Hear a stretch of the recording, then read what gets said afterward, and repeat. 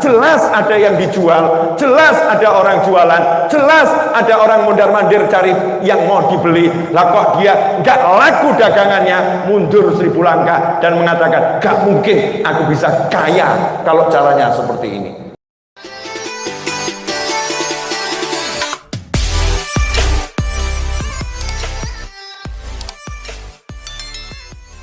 Bismillahirrahmanirrahim. Alhamdulillahirabbil alamin. Allahumma shalli wa sallim ala sayyidina Muhammadin miftahi babi rahmatillah adada ma fi ilmillah salatan wa salaman daimain bidawami mulkillah wa ala alihi wa sahbihi. Allahumma shalli ala sayyidina Muhammadin salatan taftahu biha lana futuhal arifin wa tufaqihuna biha fid din wa ala alihi wa sahbihi. Assalamu alaikum warahmatullahi wabarakatuh. Alhamdulillah, di antara maghrib dan isya, waktu yang sangat mulia untuk mengingat Allah Subhanahu wa ta'ala dengan sholat sunnah, dengan zikir, qiraatul Quran, ta'allum wa ta'lim. Allah Ta'ala izinkan kita untuk duduk di masjid ini, Masjid Raya MRKR ya, Kebayoran Residen, dalam keadaan sehat walafiat. Mudah-mudahan barokah buat kita semua, amin.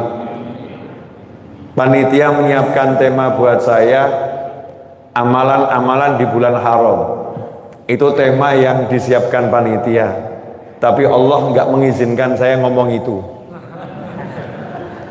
Ya terkait bulan haram, Dzulqa'dah, Dzulhijjah, Muharram, Rajab. Itulah 4 bulan yang haram, bukan dalam arti haram tapi mulia, seperti haram Makkah, haram Madinah. Mekah yang dimuliakan oleh Allah Subhanahu wa ta'ala, Madinah yang dimuliakan oleh Allah Subhanahu wa ta'ala. Bulan yang di dalamnya nilai ketaatan dilipat gandakan, nilai dosa juga dilipat gandakan. Itu di bulan haram.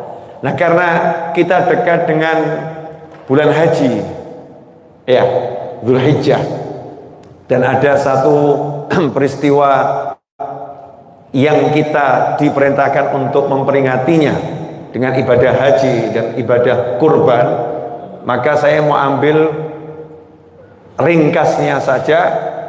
Di antara hal yang perlu kita peringati ya di bulan Dzulhijjah adalah kemuliaan keluarga Nabi Ibrahim alaihissalam. Kemuliaan keluarga Nabi Ibrahim alaihissalam. Nabi Ibrahim alaihissalam adalah kakek buyutnya Nabi Muhammad sallallahu alaihi wasallam. Rasulullah SAW terlahir dari manusia-manusia yang mulia, manusia-manusia yang luar biasa, dan sampai pada kakek beliau Nabi Ibrahim alaihissalam. Insyaallah 35 sampai 40 menit kita akan bahas. Ini baru 3 menit setengah ya. Insya Allah 35 sampai 40 menit kita akan bahas. Yang pertama, Nabi Ibrahim alaihissalam istrinya bukan satu, istrinya lebih dari satu. Yang dikenal secara umum ada 2 yang dikenal secara umum. Lihatlah bagaimana seorang lelaki yang beriman pada Allah Subhanahu wa ta'ala ketika punya 2 istri dengan bentuk rumah tangga yang diuji oleh Allah Ta'ala dengan ujian yang luar biasa, sehingga kita yang alhamdulillah, ibu-ibu mungkin suaminya alhamdulillah gak punya istri lagi, mungkin buat bapak-bapak juga alhamdulillah ya, kalau istrinya hanya 1, mungkin kalau disyukuri ya, mungkin kalau disyukuri, apa orang kalau syukur, la in syakartum la'zidannakum. Ya, mungkin kalau disyukuri bisa nambah lagi, tapi don't try it at home. Ya. Jangan coba-coba, ini khusus orang-orang yang berilmu, beriman dan bertakwa ya. Kalau enggak justru kocar kacir, amburadul, remuk semuanya. Naudzubillah min dzalik. Nabi Ibrahim alaihissalam awalnya istrinya satu, belum punya anak keturunan, selalu berdoa, Rabbi habli minas solihin, Rabbi habli minas solihin. Sudah nabi dan julukannya Khalilullah, nabi yang julukannya kekasih Allah, itu masih minta Rabbi habli minas solihin, ya Allah karuniai aku anak keturunan yang masuk dalam kelompok orang-orang soleh. Nah sementara kita yang banyak salah, doa minta anak soleh ini jarangnya luar biasa, gak sering diucapkan, gak istiqomah dipanjatkan, gak secara kontinu dilakukan.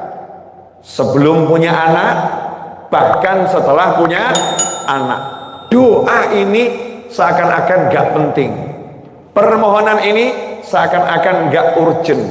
Padahal keluhan yang saya lihat di masyarakat, tidak sedikit orang tua yang mengeluhkan perilaku anak-anaknya. Kenapa anak saya begini? Kenapa anak saya begini? Anak saya susah diatur. Anak saya setelah menikah lupa sama orang tuanya. Anak saya kuliahkan tinggi-tinggi, sekarang kerja di luar pulau, disuruh pulang nggak mau, pilih pekerjaannya daripada orang tuanya. A sampai Z, keluh kesah tentang perilaku anak yang nggak menyejukkan hati, nggak menyejukkan jiwa. Itu terjadi sementara doa minta anak soleh kurang dilakukan. Maka pelajaran pertama pada malam hari ini adalah Rabbi habli minas solihin, minta anak soleh. Singkat cerita, Nabi Ibrahim kemudian menikah lagi. Pertama kali, walaupun beda pendapat ulama, dikaruniai putra namanya Ismail alaihissalam. Ya beda pendapat ulama, tapi saya ambil yang versi ini. Mendapat putra namanya Nabi Ismail alaihissalam. Dari siapa? Dari istri yang kedua. Kenapa ini perlu saya jelaskan? Karena memang indahnya di sini. Saat punya anak dari istri yang kedua, istri yang pertama belum punya anak. Dua wanita yang sama-sama mencintai dan dicintai oleh seorang nabi. Yang satu sudah punya anak, yang satu belum. Maka Allah kasih ujiannya menarik. Nabi Ibrahim diperintahkan membawa istri keduanya pergi menjauhi istri pertamanya dan meninggalkan istri keduanya serta anaknya yang masih bayi. Diperintahkan oleh Allah Ta'ala tinggalkan di padang Sahara sana yang gak ada manusia di sana, gak ada kehidupan di sana, gak ada siapa-siapapun di sana, yang ada cuman batu dan pasir, bahkan pohon itu tidak ada, gak ada kehidupan. Tinggalkan di sana. Itu kota Mekah, yaitu kota Mekah. Bil Bakkah Mubarakah, kota Mekah yang penuh berkah, belum wujud kota, masih dataran rendah. Pertanyaan saya, coba kalau dalam kehidupan zaman sekarang ada suami punya dua istri. Ini cuma permisalan ya, drama Korea atau India. Makanya jangan suka lihat drama-drama yang nggak jelas ya, terus dijadikan dalil untuk membenarkan tindakan. Masa gurunya drama, kan lucu ya. Ya, panutannya drama, itu kan anehnya luar biasa. Ini tapi menjadi fenomena yang menarik. Kita ini punya nabi, punya rasul, tapi aneh kalau sampai panutan kita adalah drama. Kita punya Al-Quran, punya hadis, punya ulama, tapi aneh kalau panutan kita sinetron. Naudzubillah min dzalik. Drama, sinetron dan semacamnya itu hiburan, bukan panutan. Apa yang terjadi kalau semisalnya ya, saya jadi sutradara ngarang cerita, saya jadi sutradara ngarang cerita untuk sebuah drama FTV. Sekali tampil selesai, seorang pria dengan 2 istri, yang istri pertama belum punya anak, istri kedua punya anak. Tiba-tiba suaminya mengajak pergi istri kedua bersama anaknya tanpa penjelasan kepada istri pertama dan tanpa penjelasan kepada istri kedua. Hebatnya di situ cerita ini. Yang nomor 1 nggak dikasih tahu alasannya karena nggak boleh sama Allah. Yang nomor 2 juga nggak dikasih tahu alasannya karena nggak boleh sama Allah Ta'ala. Kenapa?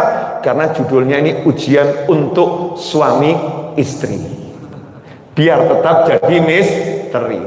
Ini kalau dikemas untuk kehidupan zaman sekarang, mungkin saya sutradara akan memunculkan pikiran-pikiran di istri yang pertama. Jangan, ini bukan Nabi Ibrahim dan istrinya loh, bukan ya. Ini zaman sekarang ya. Mungkin istri pertama akan mengatakan pada suaminya, sayang, memang engkau sangat tidak punya perasaan. Aku lama menemani tapi aku belum punya anak dan itu bukan mauku. Sekarang istri barumu melahirkan dengan anak yang mungil, yang lucu. Kamu pergi berdua dengannya dan meninggalkan aku. Kamu akan bersenang-senang dengan dia. Sayang, sungguh keterlaluan kamu. Mungkin gitu ya Bu ya. Ini no respon di belakang. Senyap. Responnya senyap. Mungkin seperti itu pemirsa ya, mungkin seperti itu. Mungkin, dan ini kemungkinan besar. Kemungkinan besar. Jangankan kok punya anak, jangankan kok punya istri lagi. Oh, nggak punya istri lagi, pergi tanpa pamit aja. Masya Allah, mau kemana? Nggak pamit. Ada sesuatu ya? A sampai Z. Bisa nggak seperti itu terjadi? Bisa, dan sangat memungkinkan. Tapi itu tidak terjadi kepada istrinya Nabi Ibrahim alaihissalam. Bahwa istri kedua pergi bersama anaknya, ya nyantai. Gak kemudian prasangka buruk, gak mikir aneh. Perintah Allah, iya, lanjutkan. Coba kalau suami sekarang ngomong, ini perintah Allah. Perintah Allah yang mana? Jangan sok-sok bilang perintah Allah yang mana? Aku juga tahu perintah Allah. Kamu itu menyenangkan aku juga perintah Allah. Oknum wanita. Ya, oknum wanita. Ikhwani rahimakumullah. Lanjut. Di sisi istri yang kedua bersama anaknya yang masih mungil, yang bernama Nabi Ismail alaihissalam, yang lucu, yang ganteng, yang menyenangkan luar biasa, diajak pergi, kemudian ditinggal begitu saja di tempat yang gak ada kehidupan. 100% pasti gak ada air, pasti gak ada tanaman, pasti gak ada hewan, pasti gak ada manusia. Ditinggal di situ, dilepas begitu saja. Saya mau nanya, kalau dibuat dalam kehidupan zaman sekarang, kira-kira bisa nggak ceritanya dibuat seperti ini? Ini kalau dibuat versi drama ya, bukan kehidupan Nabi Ibrahim dan keluarganya. Ini kalau dibalik kehidupan rumah tangga ruwet. Kalau yang Nabi Ibrahim rumah tangga yang luar biasa. Istrinya akan ngomong, kenapa kamu tinggalkan aku dan anak satu-satunya di sini? Kamu ingin bunuh aku dan anakmu secara halus ya? Pasti ini permintaan istri pertamamu ya. Dia nggak suka ya aku punya anak ya. Sekarang kamu akan kembali ke sana, akan bersenang-senang dengan dia. Kamu mengorbankan aku dan anak demi istri pertamamu. Masya Allah. Apakah itu terjadi? Hasya wa kalla. Enggak. Tidak. Inilah hebatnya istri Nabi Ibrahim alaihissalam. Begitu Nabi Ibrahim pergi, istrinya cuma nanya, kenapa kami ditinggalkan di sini? Ada something yang salahkah atau apa? Nabi Ibrahim dilarang ngasih keterangan satu huruf pun oleh Allah Ta'ala. diam. Nah, istrinya ini solihah, nggak ngomong, ditanya kok diem, jalan saja. Enggak. Solihah istrinya. Didikan Nabi Ibrahim alaihissalam, dididik oleh Allah subhanahu wa ta'ala. Nanya lagi, mungkin nggak dengar, diulangi. Kenapa kami ditinggalkan di sini? Diperkeras suaranya. Kok diem nggak jawab? Paham istrinya. Oh, ini pasti diperintah Allah, nggak boleh ngasih penjelasan. Maka nanya yang ketiga kali, diperintah Allah ya. Nabi Ibrahim nggak noleh, berhenti, terus menganggukkan kepala karena nggak ada larangan ngasih isyarat, nggak ngomong iya. Istrinya jawabannya indah sekali, Mas, kalau perintah Allah don't worry, karena tahu suaminya cinta, sayang sama dia, sayang sama anaknya. Coba kalau oknum istri zaman sekarang, kamu tega meninggalkan aku di sini. Di hotel ini seorang diri, hotel nggak ditemani, kamu mau pergi begitu saja. A sampai Z. Gimana cara meremukkan hati suami?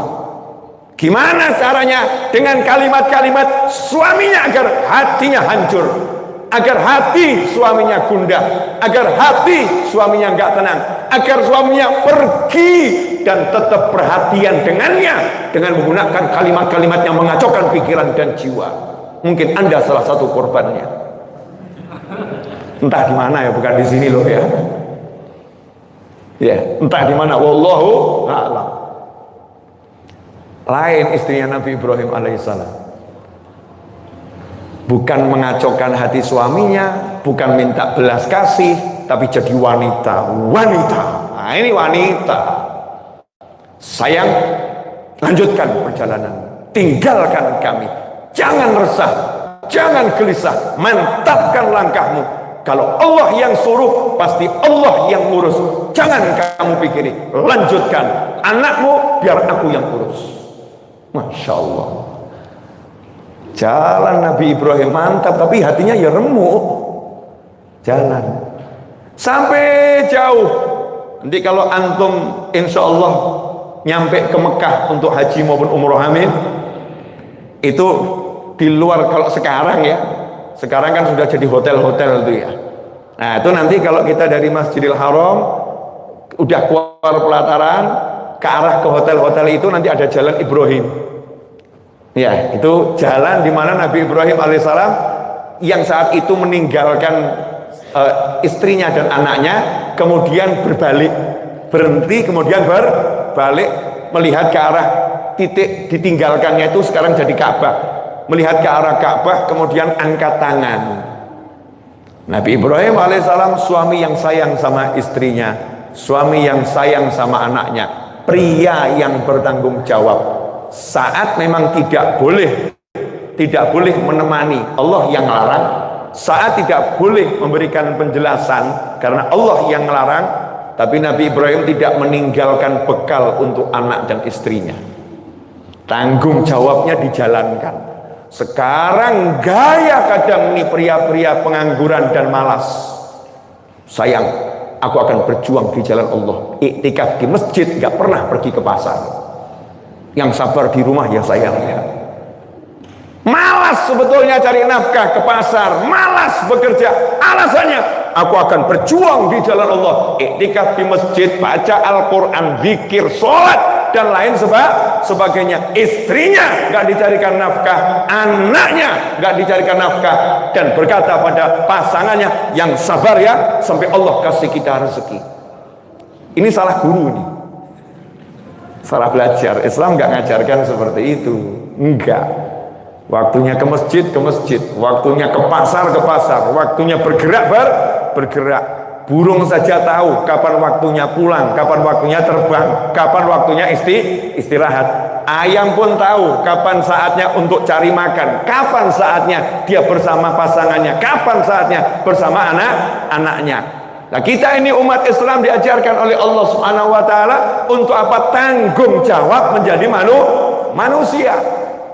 Ada waktunya sholat, ada waktunya zikir, ada waktunya qiraatul Quran, ada waktunya kita pergi cari nafkah.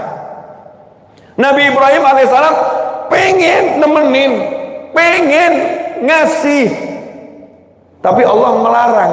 Ini datangnya dari Allah, larangannya jelas, ujian, Allah yang nyuruh, tinggalkan di sana. Maka Nabi Ibrahim tidak mengabaikan tanggung jawabnya alaihissalam, maka beliau menggunakan angkat tangannya, doanya, Rabbi ini, ya Allah, sungguh aku tinggalkan sebagian dari anak keturunanku di lembah yang gak ada kehidupan di sana, ghairi dzara'in, gak ada kehidupan di sana, gak ada tumbuhan di sana, liyuqimus shalah, agar mereka jadi orang-orang yang ahli mendirikan sholat. Jadi pikirannya suami meninggalkan anak dan istri di rumah agar ahli sholat.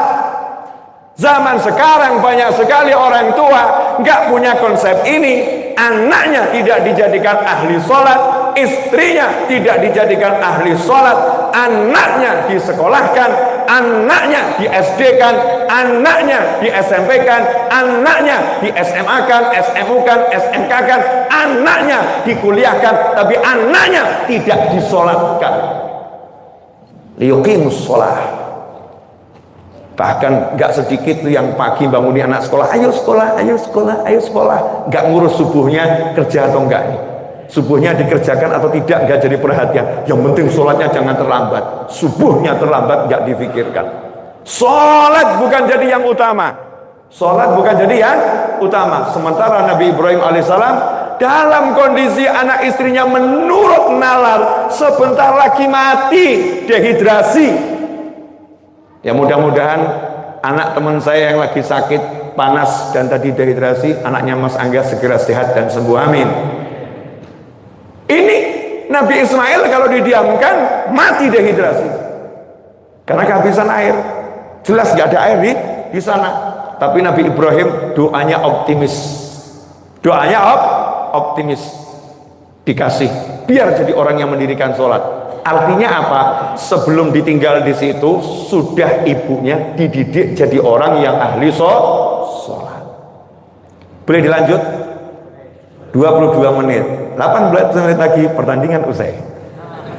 18 menit, sabar. Insya Allah selesai seperti yang sudah ditetapkan sama Allah Ta'ala.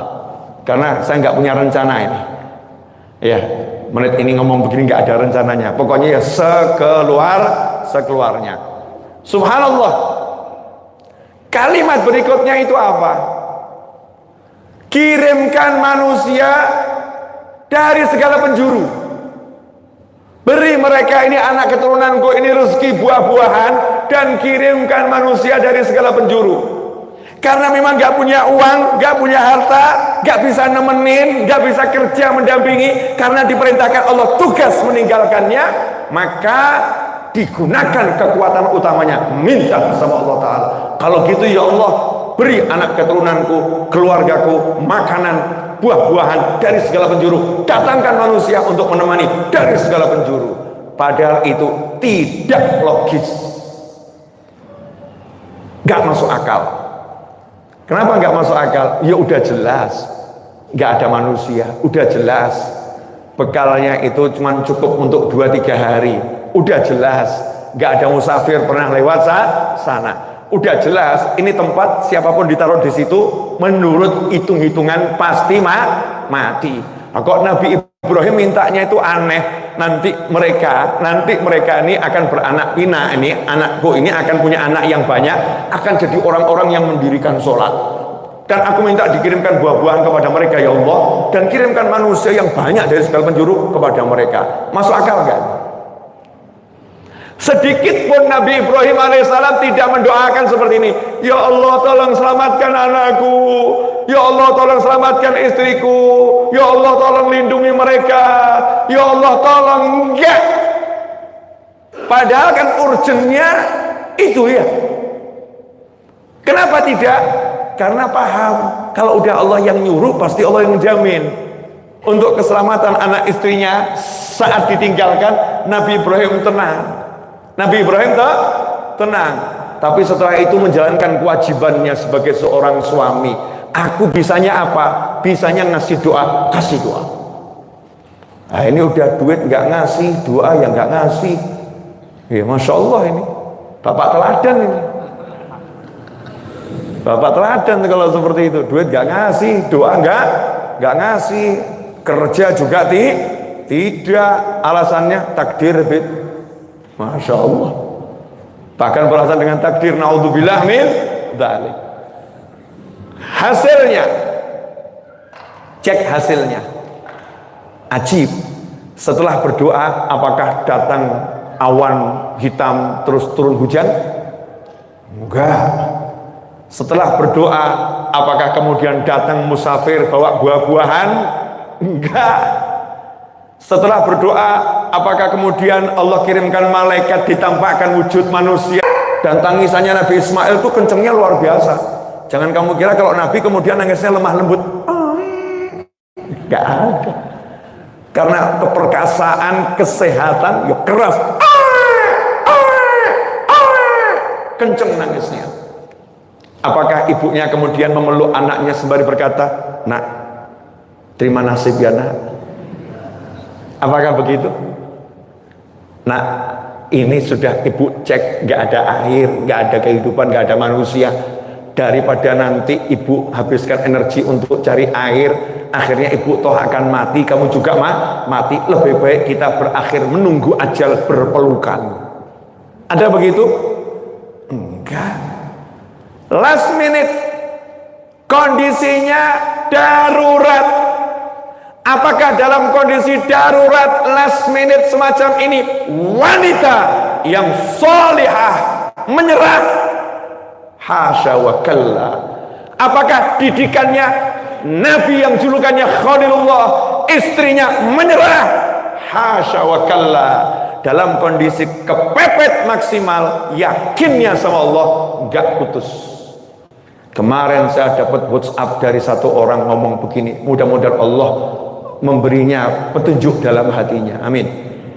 Habib, saya jadi malas ibadah karena saya nggak dapat keturunan. Masya Allah, baru segitu saja sudah. Ini loh istri Nabi Ibrahim alaihissalam, ditinggal, nggak punya air, nggak ada teman, anaknya nangis, menurut data statistik mati. Apa kemudian udah capek-capek aku taat sama suami, udah capek-capek aku taat sama Allah, kok hasilnya seperti ini? Apakah begitu? Enggak. Mukmin yang sejati semakin diuji, semakin dia menyala. Cahayanya akan semakin bersinar, ibarat sebilah pisau dapur, semakin diasah semakin tajam. Makanya kalau kamu nggak pernah diasah, nggak tajam. Ini diasah sama Allah Ta'ala dengan asahan yang luar biasa ini. Sendiri bu, di padang Sahara nggak ada air, anak nangis. Artinya apa?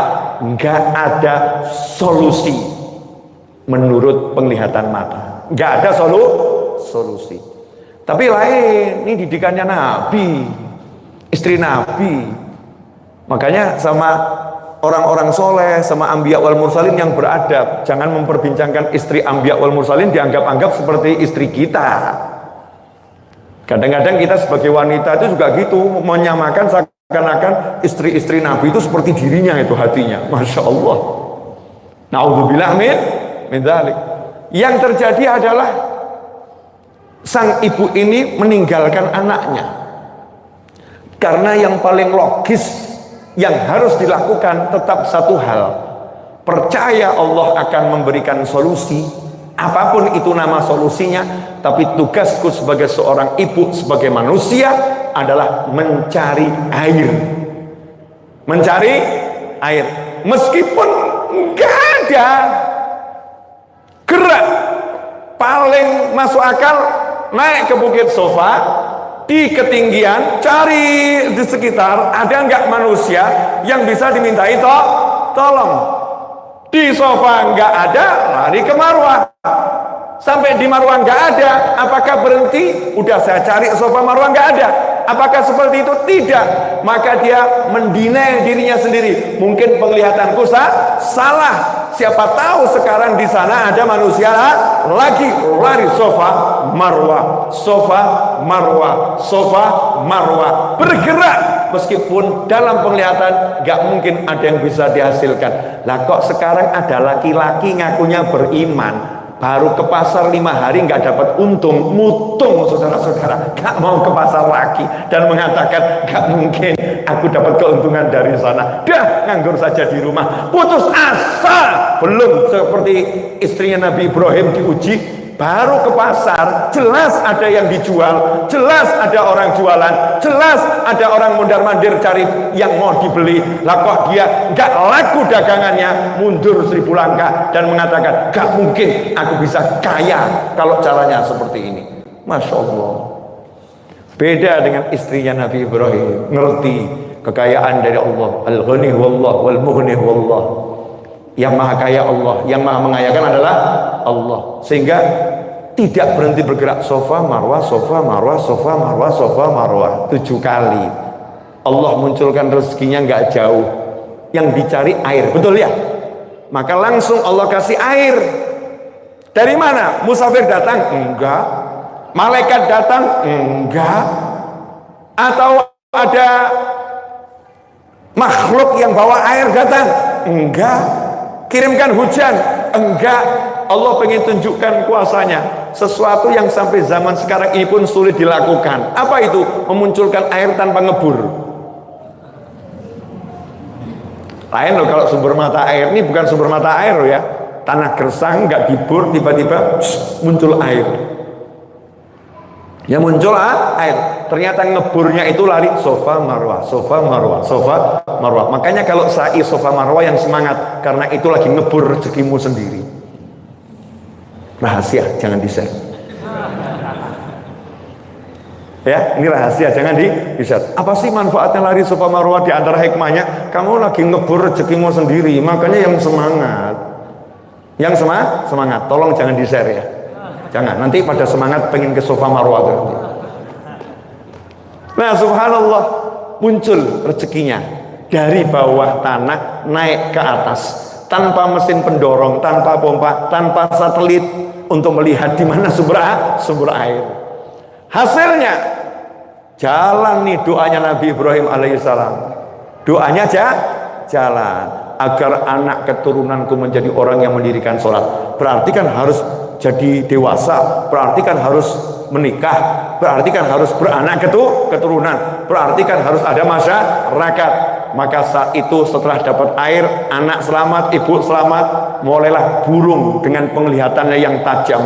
Burung itu punya penglihatan dan indera yang luar biasa untuk mempertahankan hidupnya. Begitu dia terbang di padang Sahara, melihat kejauhan kota Mekah ada sumber air yang bagus, burung pun merapat berterbangan di sekitarnya, memberitahu kawan-kawannya. Maka musafir yang jaraknya puluhan kilo, walaupun nggak pakai teropong bintang, matanya orang dulu itu tajam, melihat dari kejauhan, di sana kok ada burung, berarti di situ ada kehidupan, pasti di situ ada sumber air. Maka mereka pun merapat ke sumber air. Di situ kok ada seorang wanita dan anaknya. Maka mereka orang-orang yang jujur, mereka pun menunjukkan gentlenya dan mengatakan, kamu yang menemukan sumber air, berarti kamu pemiliknya. Kalau begitu izinkan kami ambil air ini, sebagai gantinya kami akan beri kambing, kami akan beri buah-buahan, kami akan. Sehingga ibunya Nabi Ismail dan Nabi Ismail alaihissalam duduk di kursi nyantai, terima gaji tanpa susah payah. Masya Allah. Nah, karena airnya Zam-Zam, mereka ini musafir yang udah keliling dunia, udah ketemu sungai, udah ketemu sumber air macam-macam. Ini kok airnya beda. Maka mereka putuskan, kita tinggal di sini saja, nggak usah pindah ke tempat lain. Air ini nikmatnya luar biasa. Maka mereka tinggal di situ. Itulah suku awal dari kota Mekah, dari orang Arab yang pertama kali. Disitulah kemudian Nabi Ismail tumbuh ya dengan rezeki yang nggak susah payah, karena sudah didoakan oleh sang ayah dan sudah ditirakati oleh ibunya lari Safa Marwah, dan hasilnya apa? Menikahlah dengan putri dari kepala suku. Masya Allah, jodohnya nggak usah dicari, jodohnya didatangkan oleh Allah Subhanahu wa Ta'ala, kemudian beranak keturunan sampai akhirnya cucunya Nabi Ismail alaihissalam dibawa Allah Mi'raj bertemu dengan Allah Ta'ala, diberi perintah sholat 5 waktu, liyuqimus sholat, agar mereka menjadi orang-orang yang mendirikan sholat. Maka Allah wujudkan doa Nabi Ibrahim alaihissalam, Nabi Muhammad SAW sebagai Rasul yang mengajak seluruh umat manusia untuk sholat 5 waktu. Makanya Rasul mengatakan, sesungguhnya aku adalah dakwah Nabi Ibrahim, atau kama qala SAW, aku wujud daripada doa kakek buyutku Nabi Ibrahim alaihissalam. Singkat cerita, yang awalnya tampaknya gak jelas, tampaknya kehidupannya akan suram, tampaknya kehidupannya gak asik, ternyata menjadi indahnya luar biasa. Karena manusia-manusianya percaya kepada Allah Subhanahu wa Ta'ala. Alhamdulillah, 36 menit sekian detik sudah saya bicara.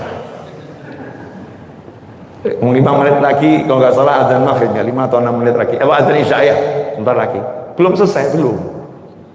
Dan ternyata itu tadi ujian untuk orang tua suami istri, betul ya? Istrinya diuji, betul kan? Suaminya juga diuji. Nah, berikutnya Allah nggak berhenti. Umur 10 tahun anak ini, Nabi Ismail umur 10 tahun, atau riwayat yang lain 12 tahun, ayahnya datang. Coba bayangkan seorang anak 10 tahun nggak ketemu orang tuanya, 12 tahun nggak ketemu ayahnya, tiba-tiba ayahnya datang. Pengennya apa? Berpelukan, bercerita, betul ya? Tapi Allah menguji Nabi Ibrahim alaihissalam, sampaikan ke anakmu bahwasanya engkau kuperintahkan untuk menyembelihnya. Gimana tuh perasaan ayahnya? Ya Allah, baru pengen ngecup anak, pengen meluk anak, suruh ngomong aku suruh nyembelih kamu. Dulu suruh ninggal, sekarang suruh nyembelih. Semoga urusannya diminta nyawa ini. Coba gimana perasaan Nabi Ibrahim alaihissalam? Diuji Allah seperti itu. Apakah kemudian mutung ya, hidup kok seperti ini ya, urip kok kaya ngono, urip kok kaya ngene, hidup macam apa ini? Ini kan ucapan manusia-manusia yang nggak jelas. Nabi Ibrahim alaihissalam jelas, siap, sami'na wa ata'na. Datang nemui anaknya, ngomong dengan bahasa yang halus. Ya bunayya, inni ara fil manami anni azbahuka fanzur madza tara.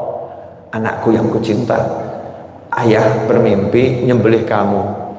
Menurut kamu gimana?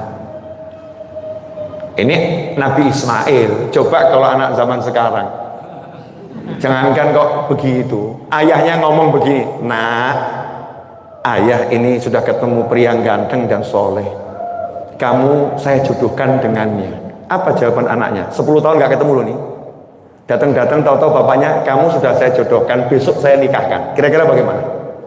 10 tahun kamu gak ngidupin saya, gak pernah didik saya, gak ngasih makan saya, datang-datang mau nikahkan saya dengan pria pilihanmu, sana nikah sendiri sana. Masya Allah, na'udzubillah min dzalik.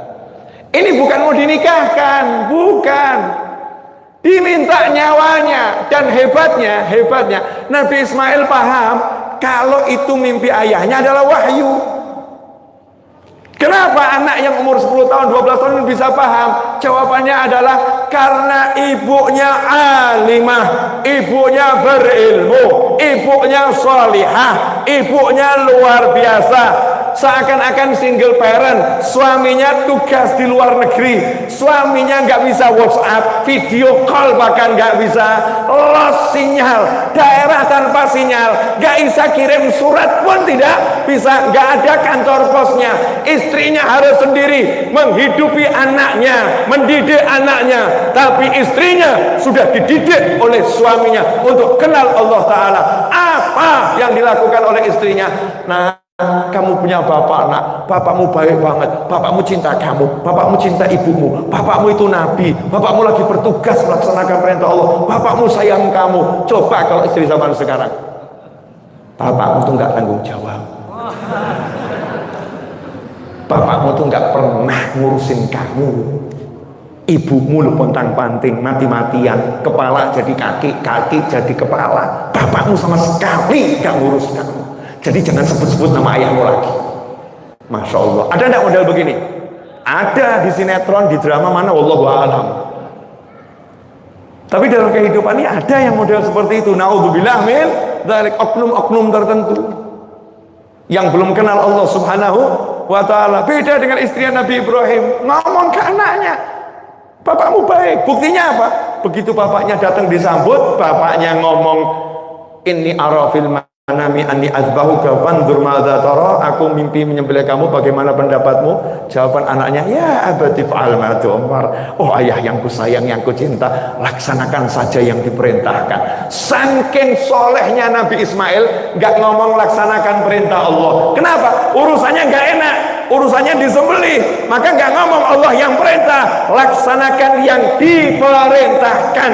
Yang merintah nggak disebut. Zaman sekarang baru ketipu, saya diuji Allah,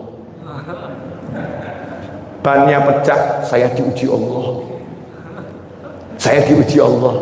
Nabi Ismail diminta nyawanya, yang diperintahkan Allahnya nggak disebut. Kenapa? Urusannya tidak enak, nggak mau menisbatkan sama Allah Ta'ala.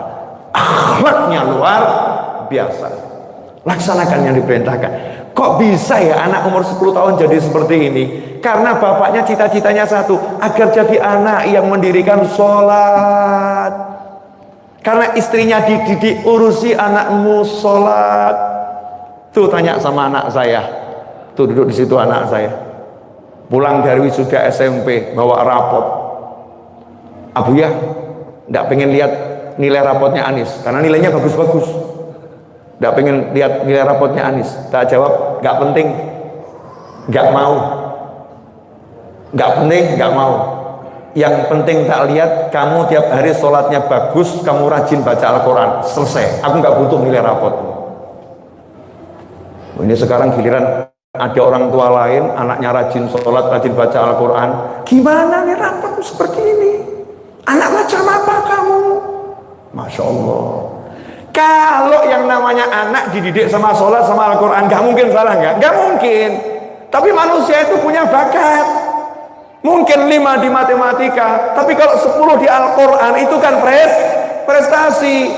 Gak semua orang harus jadi arsitek, gak semua orang harus jadi teknokrat, gak semua orang harus jadi ahli menghitung pajak, gak semua orang harus jadi ahli akuntansi, gak semua orang harus jadi ahli A. Setiap orang punya bakat sendiri, tapi kewajiban sholat itu mesti untuk setiap muslim dan muslimah.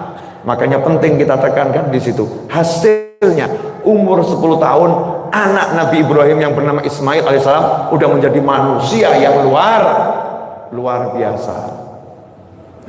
Terus apakah disembelih sama Nabi Ibrahim? Iya, diletakkan lehernya, kisah yang sangat panjang, akhirnya disembelih. Tapi Allah tidak pernah berbuat zalim. Itu hanya ujian. Itu hanya ujian.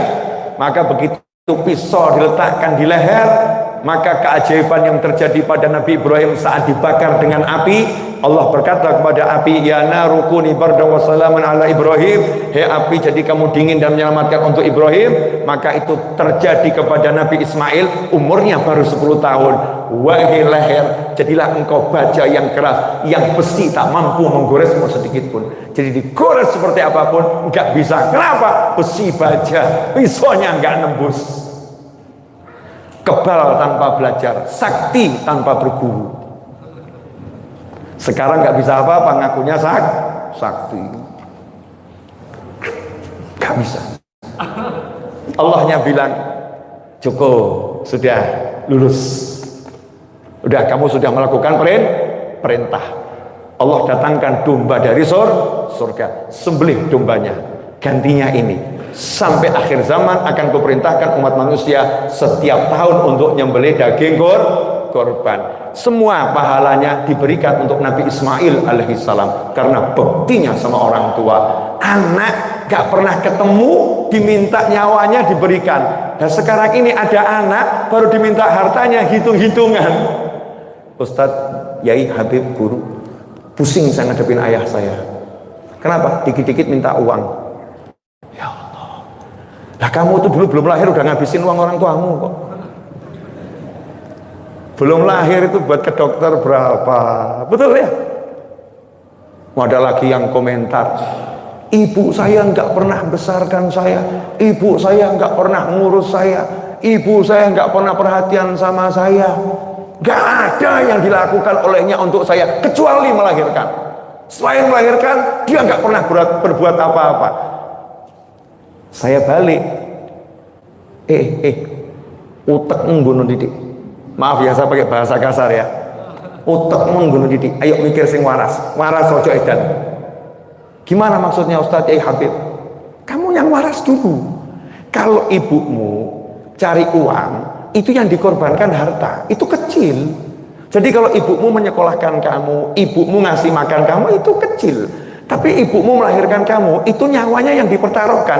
Jadi ibumu itu sudah memberikan semuanya buat kamu. Kok kamu bilang cuman melahirkan? Jadi memberikan nyawa itu cuman. Mana kamu berikan nyawa untuk ibumu? Nemenin saja kamu gak mau. Ngasih makan saja kamu udah protes.